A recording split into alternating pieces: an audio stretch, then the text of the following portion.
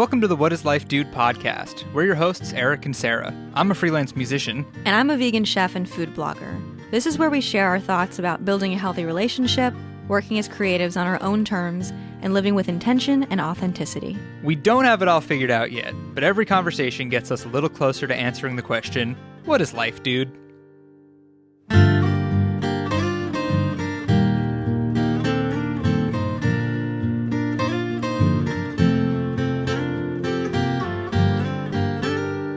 Hello and welcome back to the What is Life Dude podcast, everybody. We are your hosts, Eric and Sarah. Welcome back. Thank you for joining us. I really took over the entire intro that time. Well, I was thinking about how last time you said you get like the short end of the stick with our intro because I have something planned and you don't have anything planned every time we start. Mm-hmm. So I just decided to do more, and then I kept going because I was like, this is going to make it even more uncomfortable. So hi, how are you? I'm good. A little stressed. A little stressed. Our room, maybe it looks the same from the camera angle on YouTube, but it's in shambles. Yeah, where all of our stuff is getting picked up in 2 days. So we don't have much left. All the stuff you can see in the shot is getting packed into my car at the last minute. So it still exists here for now. But we were debating not filming this episode because we're just like, we don't have our table. Sarah doesn't have her chair anymore. It's just a little strange today. But here we are. Mm-hmm. What are we talking about? We're going to talk about, this is a highly requested topic actually, and it's just felt like such a big topic that I feel like we have kind of put it off because we have this responsibility to, treat it really thoroughly and say the right things and be helpful. But I feel like this is something that is very top of mind for us right now. We are in the thick of it ourselves. So we're going to talk about navigating relationships where, one or both partners, I guess, has depression or some sort of mental illness. Yeah, so obviously it's been a huge part of our relationship. So we're just going to kind of explore it a little and see what comes up. Do you want to do a positivity box first? Sure, you go first. I have a few. Well, actually, I have two. One relates to moving. Moving's been a lot easier this time around. We had more time with the moving pod in our driveway so we can slowly move stuff in. Which was totally accidental. If you listen to our previous episode, we opened it by saying we had some scheduling issues. So instead of having just 3 days, which was our original plan, we had to delay the pickup of our pod by almost a week. Yeah, so we had 8 days instead. Yeah, which really worked out because, we can slowly move stuff instead of trying to fit it all in within a 3-day window, which was hard last time. Right. But we also did a better job, and by we, I mean Sarah did a better job putting more things in boxes this time, which sounds silly because you're like, when you move, you put everything in boxes. But last time we kind of ended up with just a bunch of loose stuff. Yeah. Kind of hastily thrown in the pod. Just floating around. Yeah, not great. But everything's more rectangular this time, and we have a lot more room to work with. Yeah. Which is really nice. It's all stackable. My other positivity box is spring training baseball games started a few days ago, and I love baseball. So I was able to watch some Mets. It's like fake baseball because the games don't count. But I was really excited to watch baseball again. It's the only sport I like. So, yeah, those are mine. I do watch some baseball too. It is the only sport that I watch and somewhat understand. I think I actually understand it pretty well now after dating you for so long. And Eric is actually obsessed with it. It's not just a casual. It's not a phase spectator. So actually, this ties into our topic, but I really do like when Eric has his games to watch because it helps me. Sometimes I can kind of coast off of Eric's energy. I've talked a lot about how I'm a very slow moving person. My energy is very inconsistent. So sometimes just being in the room with Eric when he's really pumped up about something allows me to kind of get in my zone as well. So I'm excited for that. And what's my positivity box? It's like a hybrid positivity / negativity box, but we have watched a couple of documentaries about musicians this past week. Actually, over the past few months, we watched a couple. We watched Amy last month, I believe, which is about Amy Winehouse. And then we watched a montage of Heck, which is kind of new, right?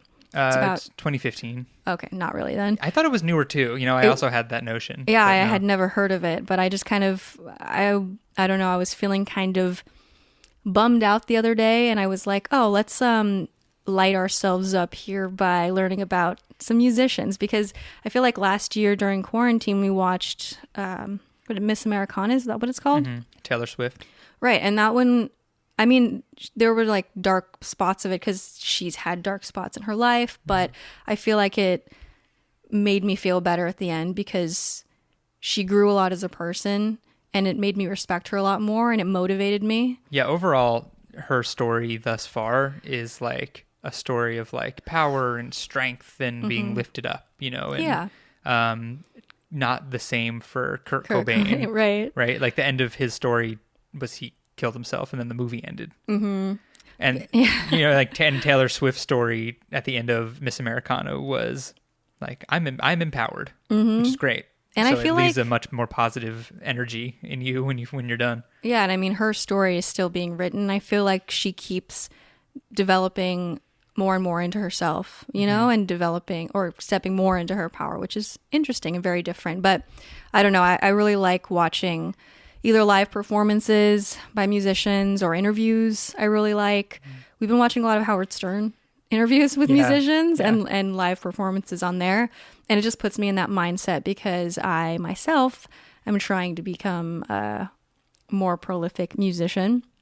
But we watched a montage of Heck, and then we watched, neither of us have been fans or really knew much at all about Lil Peep, but he has a new documentary out on Netflix. It's so funny to even say his name. Yeah. Because like, I don't listen to any artists that are Lil or Young. Yeah. So just to say the name Lil Peep. Yeah.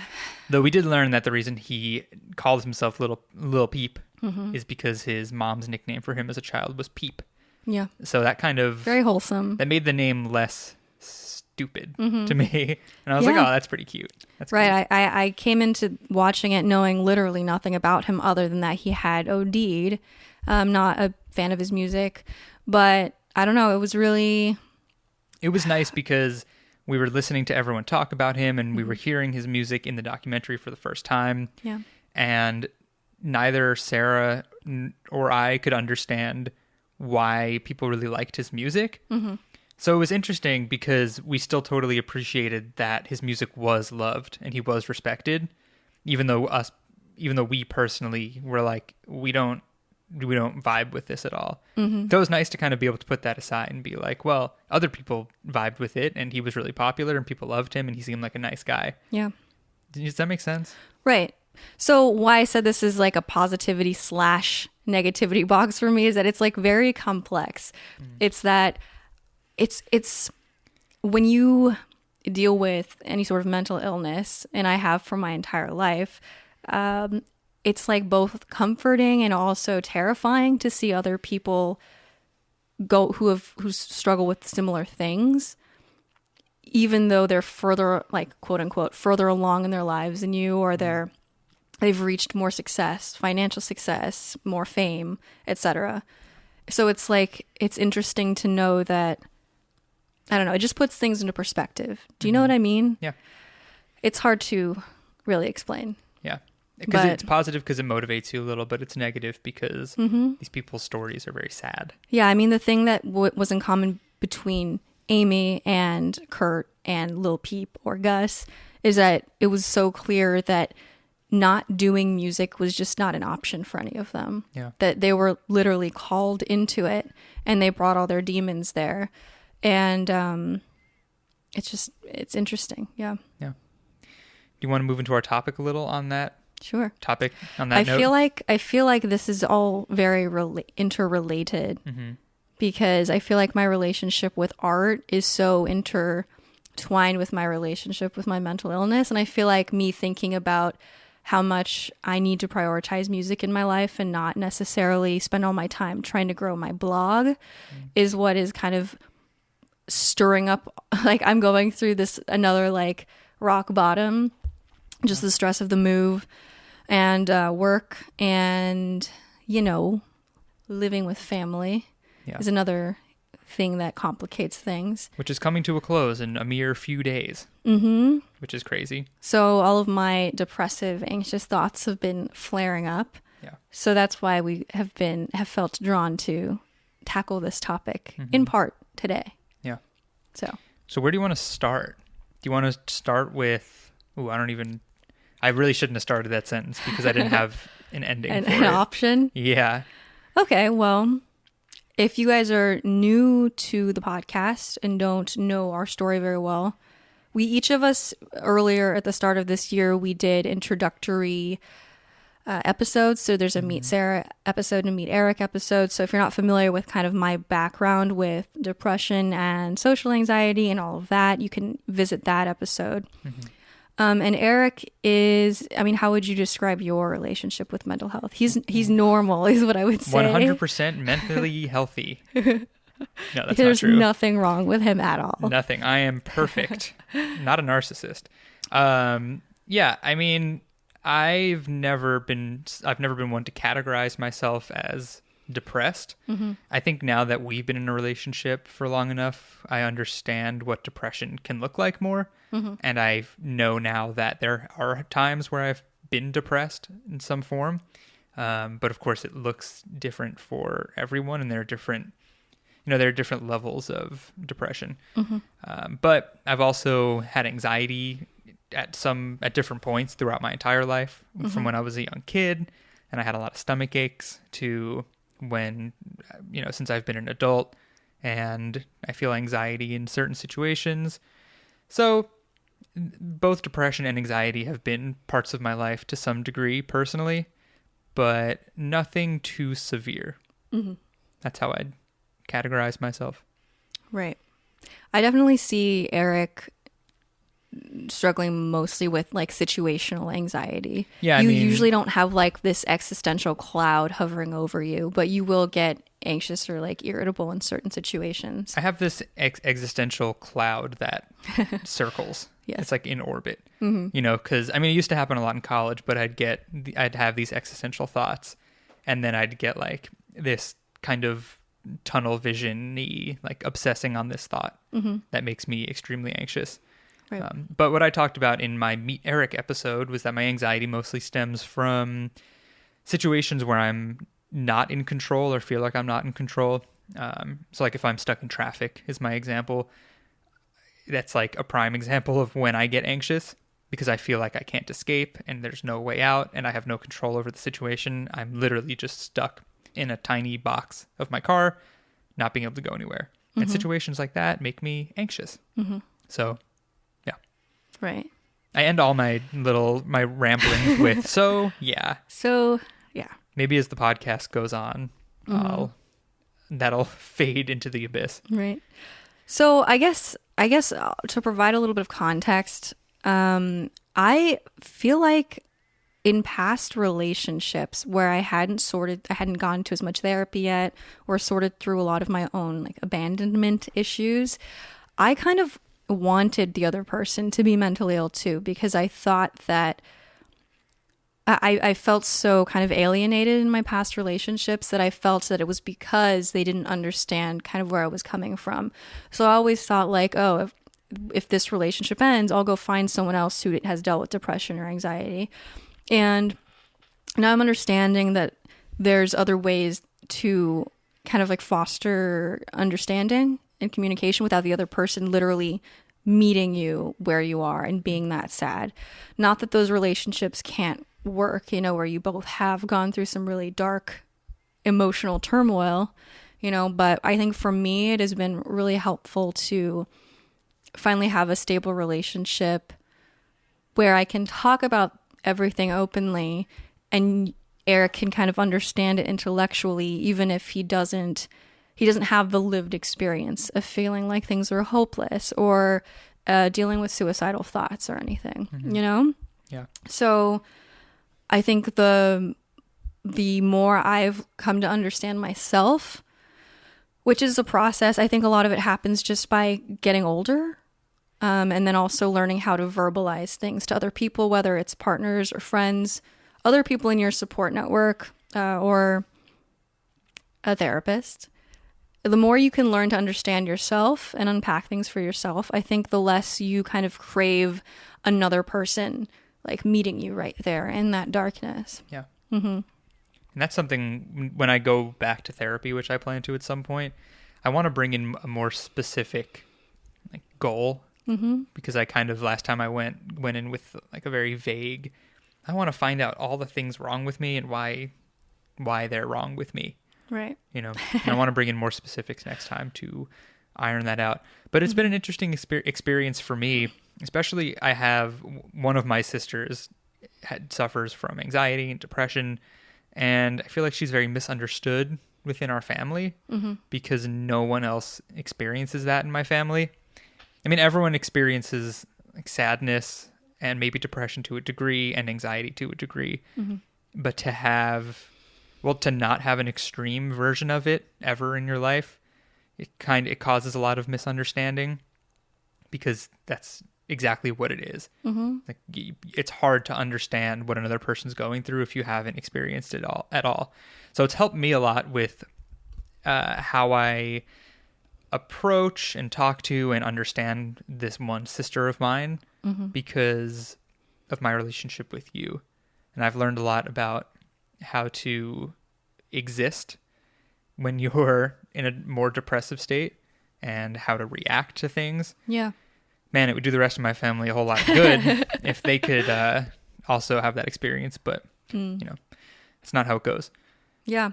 I think that is kind of one of the gifts of dealing with mental illness for an extended period of time, is that you really do develop a deep, deep sense of empathy for other people.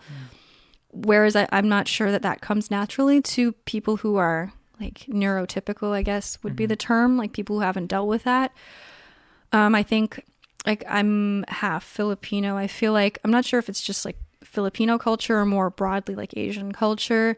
I feel like there's a lot of like stoicism there, like a lot of, we really stress the importance of just seeing that you had it better than previous generations, and that previous generations sacrificed a lot to get you the freedom and the rights and the opportunities that you have today.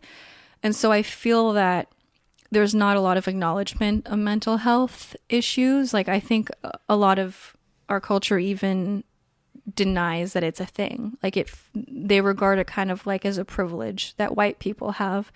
Like, oh, you have enough of your basic needs met that now you can have these existential thoughts about like, are you happy with your job? Are you happy in your relationship? Right? Because I feel like a lot of immigrant culture is based just around valuing that stability. Like, just be grateful for what you have.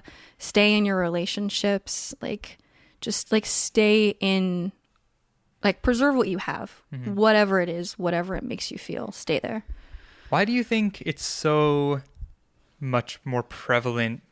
Like, I mean, you've experienced it with your Asian immigrant family, but my family is one generation further removed from being immigrants, right? Your grandparents immigrated here, and my great-grandparents immigrated here from Eastern Europe. But our family has never had that attitude to that degree. Right. Is it because they're white? And it's just easier to be a white person in America? I mean, I know it wasn't always, right? Because immigrants from Europe, like Italians and Irish people, they were persecuted. And I'm not persecuted, but what am I even? They had a hard time for who they were 100 years ago, right? So I wonder if it's just because at some point any white person became like safe. Right. Yeah, I mean, it's hard to say, and it's hard to know where the like greater degree of empathy and communication opens, right? Because it's not just that your family is willing to acknowledge that mental illness is a thing, but you also communicate a lot more. So it's like it's been actually really interesting.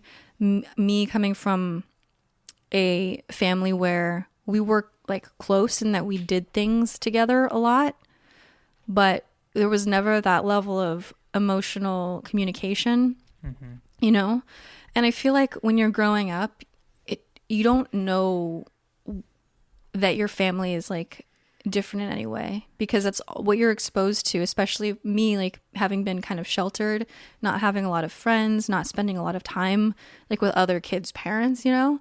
I didn't really know what was and I hesitate to even use the word normal because I know everyone's so different, but it's like I wasn't aware that there was kind of a wall between like me and my parents when it came to talking about emotions, you know?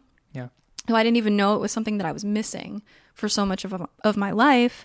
And then meeting you, and you're very close with your family and you're constantly communicating. Constantly. And you're very like open, like with your dad especially, about things you're going through. And if you have any questions or like doubts, you'll always like run it by him and you trust him. And like for me, I've always been very independent. I've always been like, I'll make a decision and I'll do it and then I'll inform people afterwards, because I've never wanted to create the space to let other people's opinions into my mind, you know, because I haven't trusted that other people would give advice that was right for me, you know? So it's just been interesting being exposed to your family. And it's been interesting for me to be exposed to yours, especially living with them and down the street from the rest of them, you know? So like being able to firsthand experience just what your family's culture is like in contrast with mine. I mean, they're like exact opposites, and neither of them are perfect, right? Yeah. Like sometimes me and my family talk too much. Yeah. And we all have strong opinions on everything. So it's like if one person in the family does something, you hear the other 6 people's opinions, and like it's the exact opposite with yours, and it's like somewhere in the middle would be nice for both of us. Sorry, family, love you. Right. So where do we want to go with this? I mean, let's talk about can you tell how much less comfortable I am with this setup than usual? Because it's just like mildly different. Right. Like a different table. It's just, I'm fine. I'm adjusting. Do you want to talk about... You are dynamic. Speaking of me adjusting, do you want to talk about how I've adjusted how I interact with you? Sure. When what term do I even use? Like when your depression is at its worst? When you're in a depressive phase? You know, because it ebbs and flows. Right. You're not in a constant state of as depressed as possible. Yeah. ADAP, ADAP. Yeah. I know what you mean. Yeah. So let's talk about what I've kind of like what I maybe used to do. Right. My dad has always asked me, he's like, so how do you handle it when Sarah is really depressed? And I'm like, I don't even know. It kind of just happens. Something I've learned is that Sarah does not respond well to like pep talks. Like pep talks don't curb depression the way they curb when someone's just like down on themselves. Right. Right? Like it's a vastly different experience, even though it could come off as the same thing. Yeah. From an outsider's perspective, right? So I think that's an approach I maybe kind of always took with you up until very recently, when you kind of explicitly told me, you were like, this makes me feel worse. Right. You know, because if someone is just kind of feeling down on themselves, you could be like, oh, you know, like everything's going to turn out all right and you're going to do this and here's what it's going to look like and here's what it's going to feel like when you do it and everything's going to be great. And they're like, you know what? That's true. I'm better. But when the person is actually depressed, I mean, maybe for some people this does help them, but you specifically, it does not. And you've told me that it, like I said, makes you feel worse and not better. Right. Why do you think that is? So, right. I want to just talk about this concept of like resonance. If something resonates with you, it means, like, to use like very like hippie kind of lingo or new age lingo, it means you are vibrating at the same kind of speed, right? I knew you were going to say something about vibes. Right? It's like a tuning fork. And if two things are the same note, then they fall into place and it sounds good. if something doesn't resonate with you, it's going to sound dissonant, emotionally and dissonant, ugly, right? So humans, we know lots of things, but we can't access all of the things at the same time, right? So it's like I have a lot of evidence in my life that I am smart, right? Or that I'm creative, that I'm good at making things, that I can be really responsible, that I can be really loving and on top of my shit.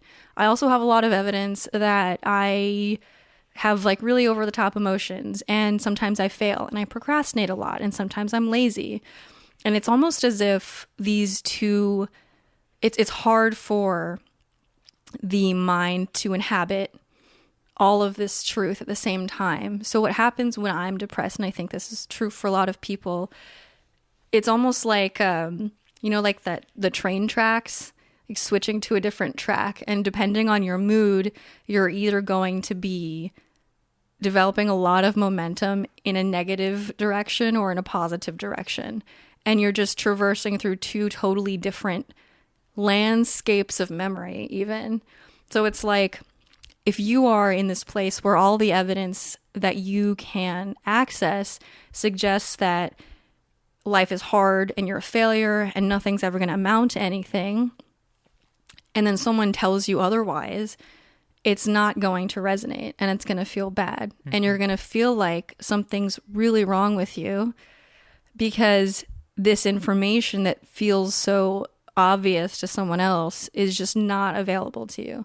Yeah. You're like, I'm searching my memory. Honestly, I can only remember ever feeling like shit since I was a child. And that's true. I mean, the converse is also true, but it's not accessible to you. So I think the difference between like a pep talk that works and a pep talk that makes someone worse is the state they're in, right? So it's like sometimes I'll be scrolling through Instagram and I'll see a motivational quote and I'll like it and I'll bookmark it because wherever I am at that point, the information there is true to me. And then sometimes if it isn't true to me, if I'm low enough, it feels bad. And I'm like, well, easy for you to say because of all these reasons that don't apply to me, right? Because I feel like depressed people, we really do feel like, I feel at the core of depression is like just feeling misunderstood. It's like, I don't know. And that's why it feels so much worse for people to see things and tell you things, even if they're positive, that don't make sense to you, you know? Yeah. So I think that just makes people feel a little more alienated. And I think that's why what is more helpful is kind of like a ladder, like a stepping stool of emotions, where it's like at the top is like bliss and ecstasy and the most excitement, and the middle is like just normal, just calm, neutral, and then there's like a little lower than that, it's like a little bit melancholy, and then below there's like so dejected and sad. And it's like you reach for the next emotion up on the rung. You can't really go to an ecstatic state from utter despair, but you can always reach for the next thing. And sometimes even feeling angry about something is a little more empowered than feeling hopeless. So I feel like each person has like a different kind of ladder. And I think emotions are very colored by your culture as well. I think we've talked about before, there was a study that different cultures have different preferred emotional states. Like Russian people like to be a little bit melancholy. It's comfortable for them. Western people really like to feel excited and like keyed up about things. That's why we eat so much sugar. I guess. It's like the same concept. Yeah. So everyone has like a different kind of set point where they'd prefer to be. But it's kind of like about getting to know yourself and understanding like, I don't have to be happy, but if I could just feel okay today, or if I could just feel calm, then you kind of know what situation to put yourself in to feel a little better. Yeah. So let's talk a little about what I do now, right? Mm-hmm. So one of the things that's notable about you is that you're into psychology and you studied it in college because of your own psychology and wanting to understand it more. Right. Mm-hmm. So what this means is that you tend to you tend to like move through all the emotions like on your own, right? So like last night you were kind of having this, I don't know how to describe it. You were having a moment, right? And you were talking about work and all the other stressors in your life. And you went from being really low and kind of just me letting you talk, just allowing you to kind of work through it and bring new things up. You kind of climbed that ladder back up to kind of feeling motivated about how you can move past it, right? And I don't know how it looks for other people who have depression, but I know for you specifically, you can talk through it just on your own. And so now what I do is, instead of trying to give you a pep talk or really be active in my attempt to ease your pain, is to kind of just like lay back and just let you bring up the next thing, right? As you work through the feelings. So, Right. Last night you would say something that indicated you were feeling low, and I would respond to it kind of like a really quiet therapist. Yeah. You know what I mean? Like, I just let you talk. Obviously professional therapists say a lot, right? Because they Right. have stuff to say. Sometimes, Yeah. depending on your school of Okay. Yeah. therapy. But so I just kind of like lay back, and you would say something and I would discuss it with you, and then it would be quiet again, and you'd be thinking, and then you'd bring something else up. That's and, funny because now I can see that I do that, but Yeah. And every time you bring something up, you're one rung higher on the ladder. Then towards the end, like literally the last few, they're like mini conversations, right? Where we just kind of go back and forth a little, and then there's silence, and I just look at you, and you just look into the distance. Yeah. And you think of the next thing. And by the end, you were like, like after a few minutes of silence, you were like, this is actually a good thing, because this means that this, and that happens Right. like every time we have these conversations. Yeah. So what I've learned to do is just kind of stop talking, Right. let you make your way to the next rung of the ladder, and throw it back at me. It's what we talked about on the podcast. It's like, I'm good at responding more than I am initiating a lot of the times, whether it's something like the podcast topic or something like you trying to work through negativity in your life. Yeah. So that's kind of how we handle it now on a very specific level. Yeah. So, like, to talk again about, like, in my experience in past relationships, before I had done a lot of my own like work at understanding myself, is like, my perspective was like, okay, well, you're not depressed, so explain to me how you're not depressed.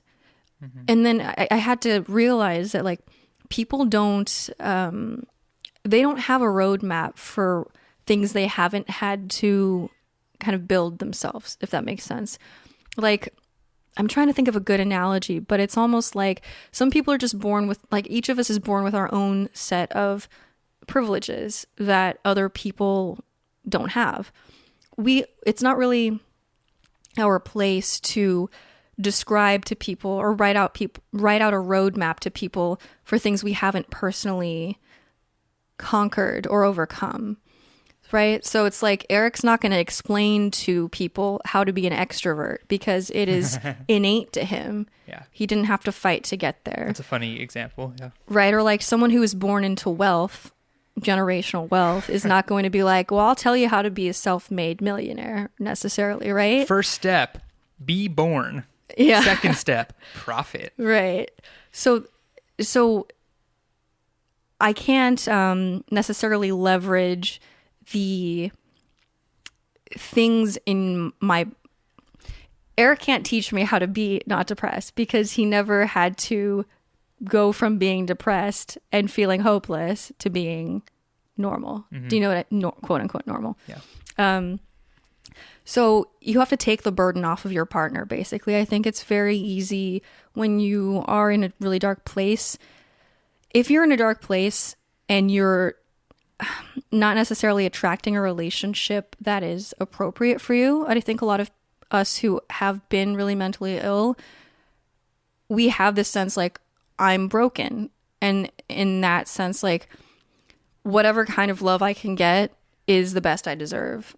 And then we end up in relationships that aren't suited to us, and then we're stuck there because we don't think anyone else is going to be there waiting for us if we leave. Same with like jobs, friendships. Like there's this like feeling of scarcity. Like I'm so broken, I can't have better. And so we stay in things that are really not serving us for a long time. But where was I going with this? I unfortunately don't know.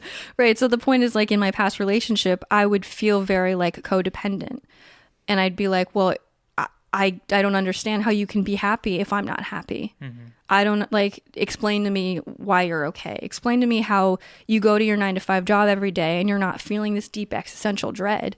And he's like, I don't know. It's just like, I like my job. I'm happy with this. And then I would get really angry. And I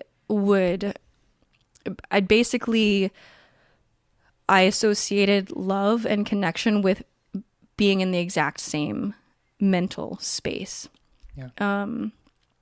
And I think there's like an element of that too, where I felt that I was so like beyond repair that if the other person was really, really happy, then they would like recognize how broken I was and they would leave. And then I'd be in that abandoned state again.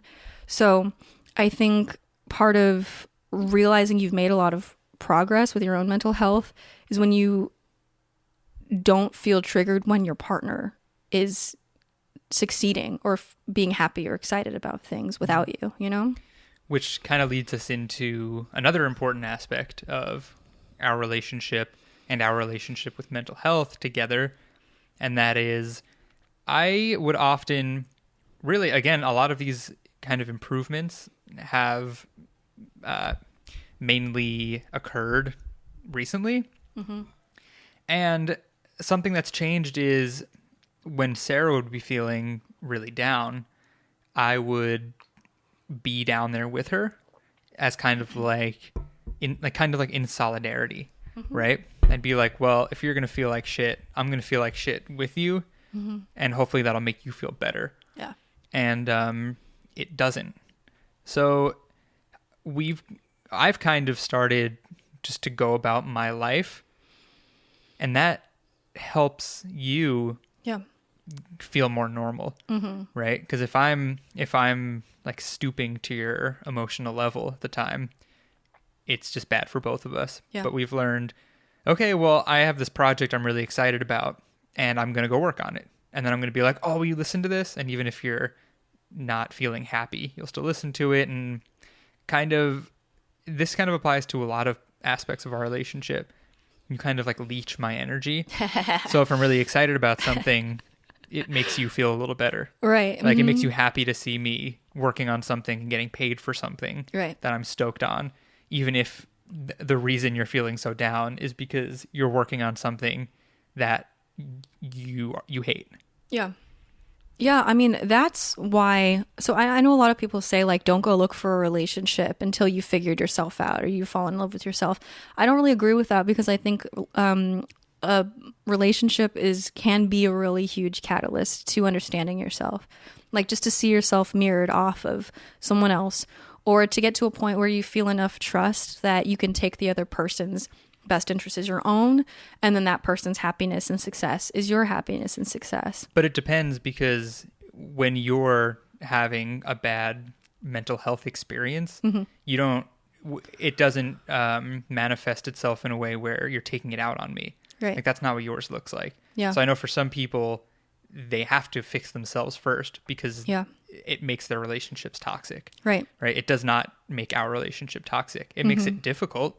Mm-hmm. But it's not the same. We're not hurting each other over it. Right. So in our case, it's like we're helping each other be fixed, mm-hmm. but that's not always the case. Right. Yeah. I mean, so I have to say, like, going back to the previous topic, if you're in a relationship and you are the one who's dealing with mental illness and you're getting really regularly triggered when your partner is happy or successful or like spends time with friends, or like, you definitely have to examine where that's coming from. Like, you have to look at whether it's the right relationship, or like what maybe insecurities or beliefs you have that are causing you to feel that way. Because I have to say, like, that was my situation in past relationships, and it does make it really toxic. And the fact that I like, it doesn't mean anything about you, right? If your partner it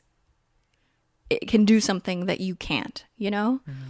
Like, Eric doesn't have all these weird existential thoughts about his career that make him literally unable to work, right?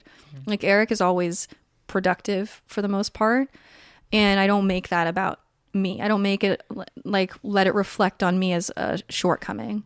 Yeah, I mean, I used to have those thoughts when I worked, at like my quote unquote normal day job, mm-hmm. but it never prevented me from working. Yeah.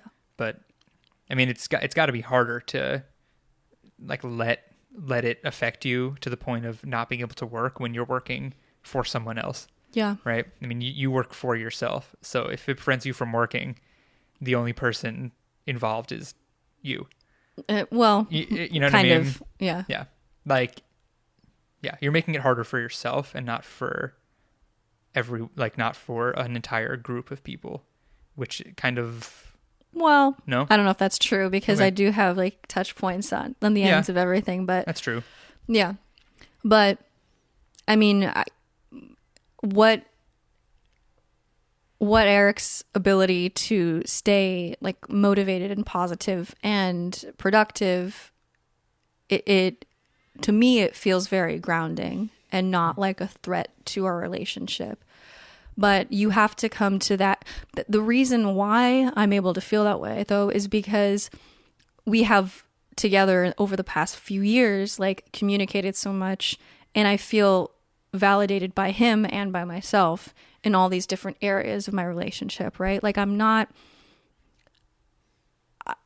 have learned that my value in a relationship is not just what I contribute, like, monetarily, or like how, right? It's like when we're trying to be other people, right? Or if you're trying to compare yourself to someone's ex, like, oh, this person used to be really bubbly and happy and probably got along really well with his family or whatever. I have to be like that too. Yeah. You have to compare yourself to you. And this involves like doing a lot of work to find what you offer that you value. It like really is this whole self-love path, which is that really vague, kind of confusing word when you're starting out with absolutely no self-love. And quite often the exact opposite, like a lot of self-loathing. Mm-hmm. But like the only way for you to not feel triggered, I think, by positive aspects of your partner's life is to realize like everything you do offer and allow yourself to spend time doing those things, Yeah, and I think the reason it took me so long in our relationship to kind of allow myself to be happy even when you weren't. I mean, well, the first part of it is just guilt, right? Because when the person you love the most is suffering and you're not, you have this weird sense of guilt about it.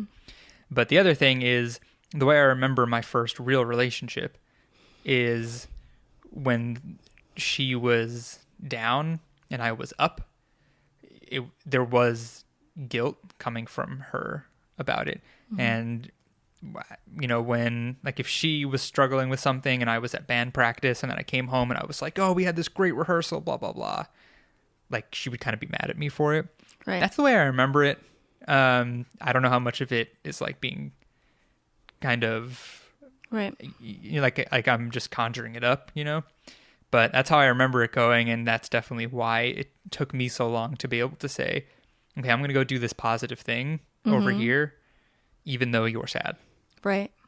Yeah. And yeah, I mean, that just goes to show how different each like relationship dynamic can be, because yeah, I do really enjoy is a weird word, but like I benefit a lot from, and we've developed a lot of trust because I am able to talk about these things with you, but also I do benefit from being alone with my thoughts and having time to process on my own.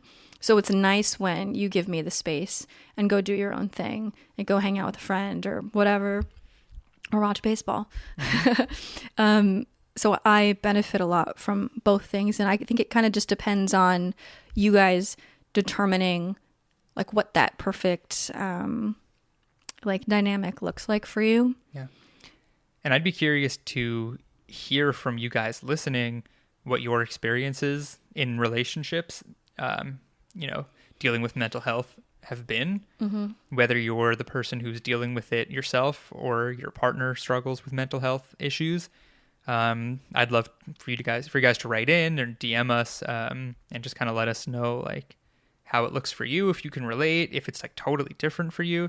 Yeah. I mean, people have depression and anxiety and whatever other afflictions for so many reasons that there's like an unlimited possibility to what it looks like in other relationships. So let us know. Right. And I think another like option we haven't even discussed at all is just like distraction. Obviously, chronically distracting yourself with like TV or going for a walk or, whatever. There's all of these different things we can do to kind of temporarily pull ourselves out of this negative space and get to more of a neutral place. Like obviously doing that all the time is the only coping mechanism is not going to get you much progress in the long run if you're trying to find a way to feel better, like overall. But I think it definitely has its place. Like sometimes if something is like just way too intense to even approach, like kind of intellectually, then I mean, the best thing to do is just kind of like figure out, like almost like it can help.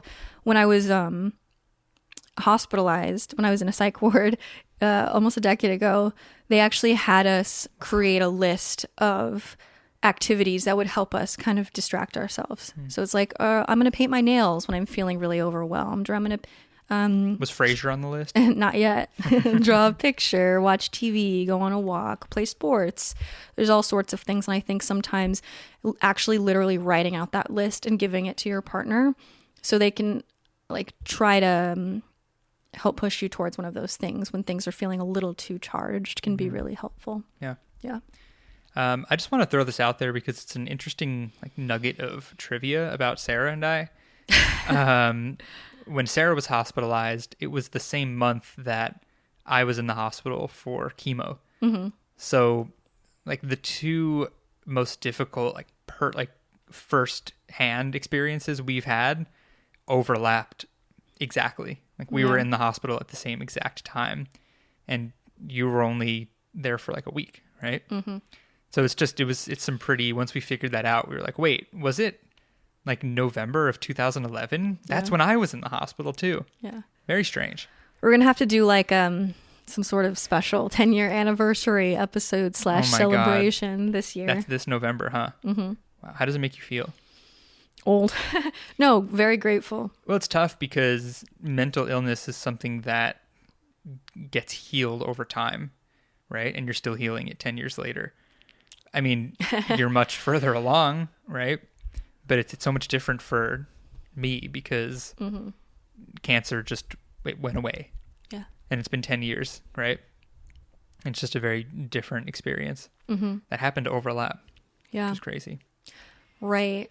Yeah, it is interesting because I think another thing, if you deal with like a chronic mental illness, I know a lot of people deal with situational sort of lows, like if you go through a breakup or someone dies or you go through a period of financial hardship. I think it's very common to get depressed. But if you're someone who like just always depressed, or like you had some sort of triggering experience at some age and then it stayed with you for years and years and years, like it does get hard sometimes to maintain that perspective that, oh, I used to be much worse off, it used to be much more challenging for me. And it's important to give yourself credit for the progress you have made. I think it's interesting. I'd be so curious to know how Eric and I would get along if we met, like, and I was who I used to be. Like, it's just, I don't know. I mean, me too. Like, I'm a much different person than I used to be even a few years ago. But it's hard because I've done a lot of changing because of our relationship. So, there's no way of telling how and who I would be and who I would be.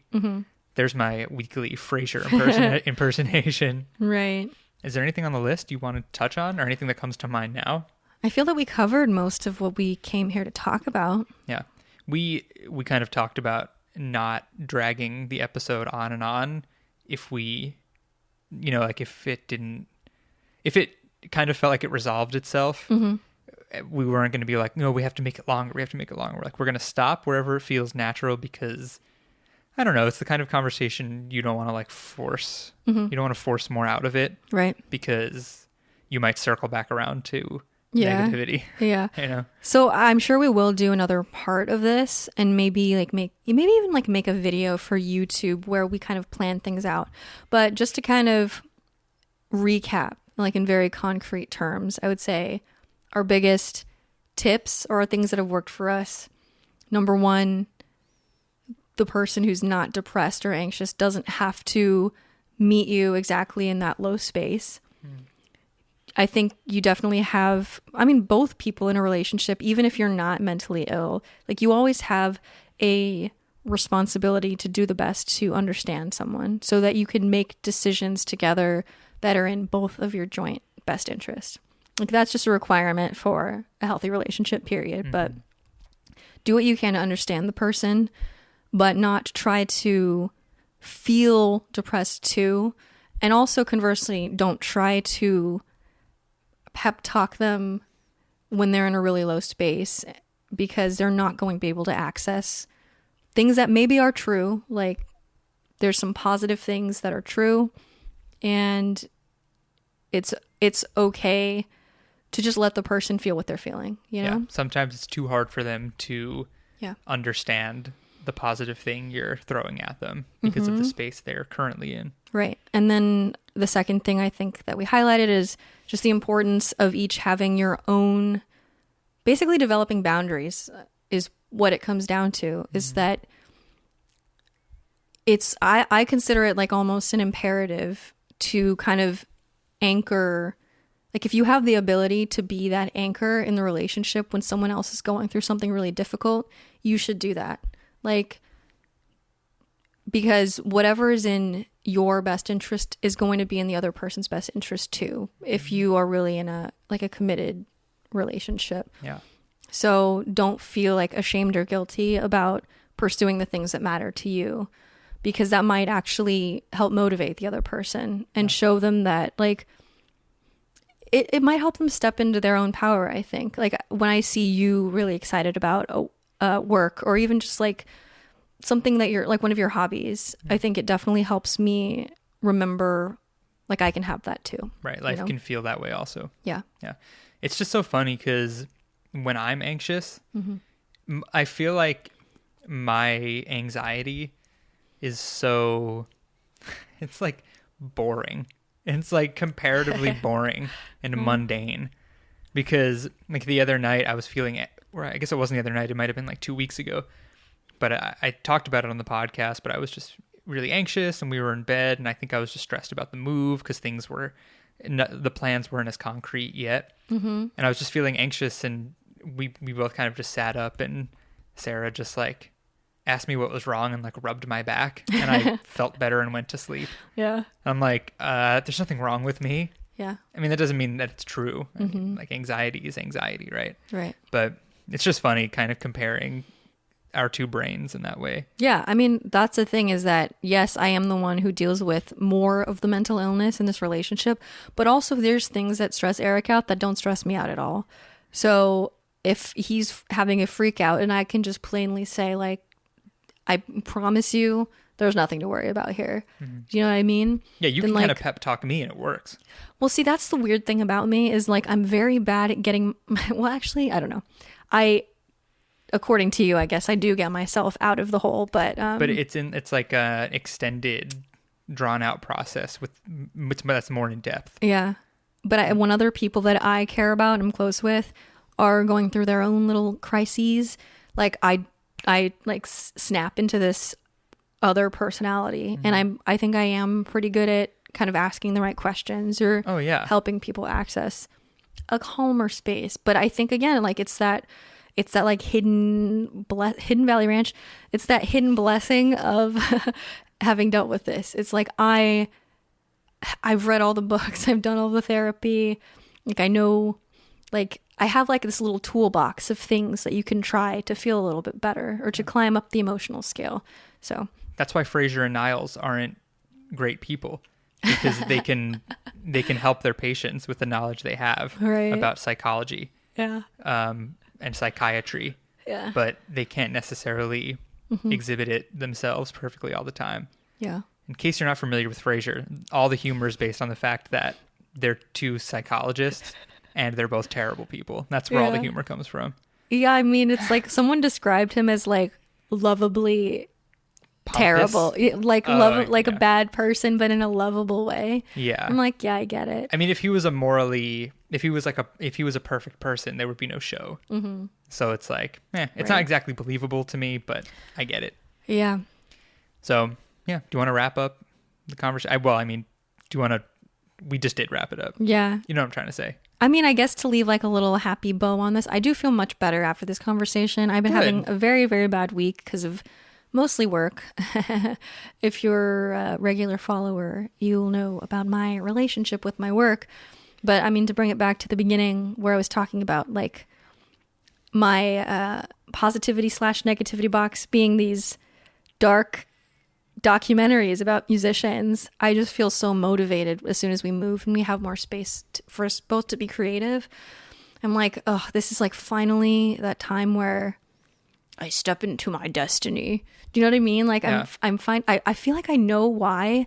Not that there aren't like musicians and artists who are like positive and haven't dealt with mental health issues, but I feel like a lot of the ones who are like legendary dealt with some dark shit, you know? Mm-hmm. And I think it's because that feeling of isolation, it like kind of forces you to try to make sense of things and to feel and to understand yourself.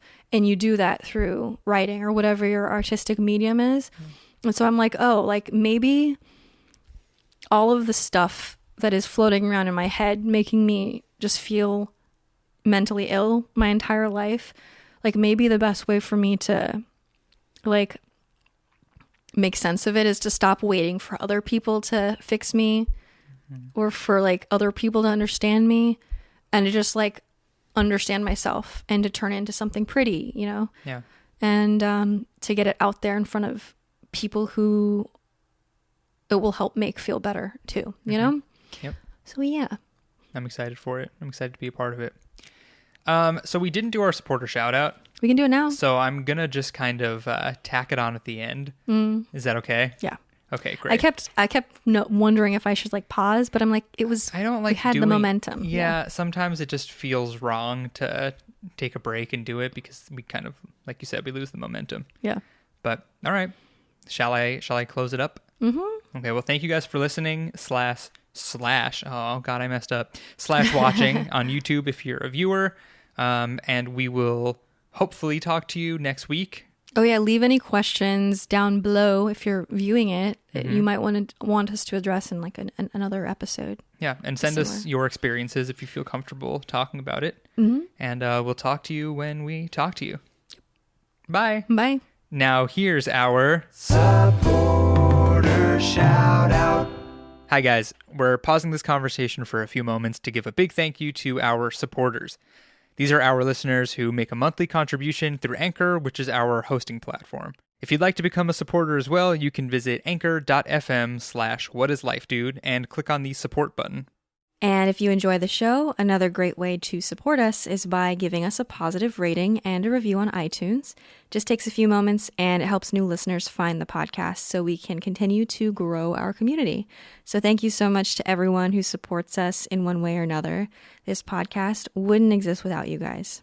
So without further ado, shout out to our Anchor supporters, Inga Pfeiffer, Morgan Lassiter, Jennifer, Scotty Draper, Glenn Ames, Kevin Dooley, Jessica Chelgren, Marie Zimmerman, Nina Schmidt, Izzy, Alexis Dooley, Annalise, Nadia, Teresa Madara, Kelsey Pritchett, Ellis Adler, Anna Dureka, Megan Stewart, Samantha McIntyre, Dylan Schaubin, and Sarah Creighton.